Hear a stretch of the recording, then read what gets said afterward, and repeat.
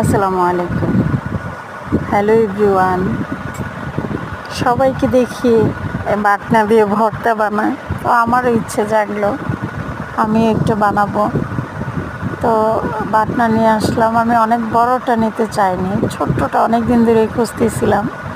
তো ফাইনালি পায়ে গেছি। পাওয়ার পরে এটা নিয়ে আসলাম। আমি যেহেতু নিয়েছি, তো সঙ্গে সঙ্গে ভর্তা বানাইতে হইব। আয়নার সঙ্গে সঙ্গে ভর্তা বানানো স্টার্ট করছি। আজকে ভর্তা বানাবো, চাপা ভর্তা বানাবো 2 পদের, আলু ভর্তা।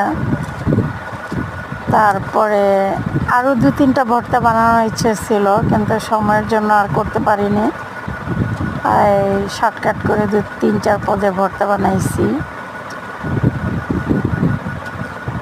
তো ওটাতে ভর্তা বানায় দেখলাম খারাপ না, মাশাআল্লাহ ভালোই, খুব দ্রুত এটা ফিনিশ হয়ে যায়।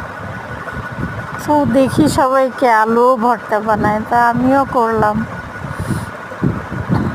তো আলুটা হাত দিয়ে আর কষ্ট করে মাখামাখি করতে হলো না, এটা দিয়ে সুন্দর হয়ে গেছে। এই তো এখন সরিষার তেল দিয়ে দিলাম। আলু ভর্তা মানেই তো সরিষার তেল ছাড়া তো আর আলু ভর্তা মজা হয় না। আলু ভর্তা শেষ করে চাপা ভর্তা বানাবো। আজকে বৃষ্টি ছিল, তো খুব ইচ্ছে করতেছিল ভর্তা খাই, তাই ভর্তা রান্না করলাম। শাক, তার সঙ্গে গরু মাংস তো ছিলই। ঈদের পরে তো গরু মাংস এই কয়দিন আর খাওয়া হয়নি, আজকে আবার একটু করলাম। দেখো ভর্তাটা কত লোভনীয় হয়েছে, মাশাআল্লাহ।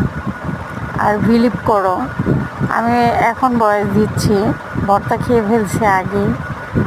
ভর্তা দিয়ে যে ভাতগুলা এত মজা লাগছে মুখে, আহ ইয়াম্মি হয়েছে, ইয়াম্মি।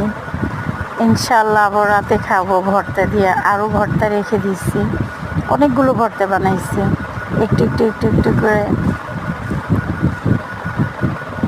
তো তোমরা কে কে এটা দিয়ে ভর্তা বানাও? যে যে বানাইছো, মনে হয় আমি যতটা ভালো লাগলো আমার কাছে, আমার মনে হয় তোমরাও ভালোই লাগে তোমাদের কাছে। মাশাআল্লাহ। ভালো থেকো সবাই, আল্লাহ হাফেজ।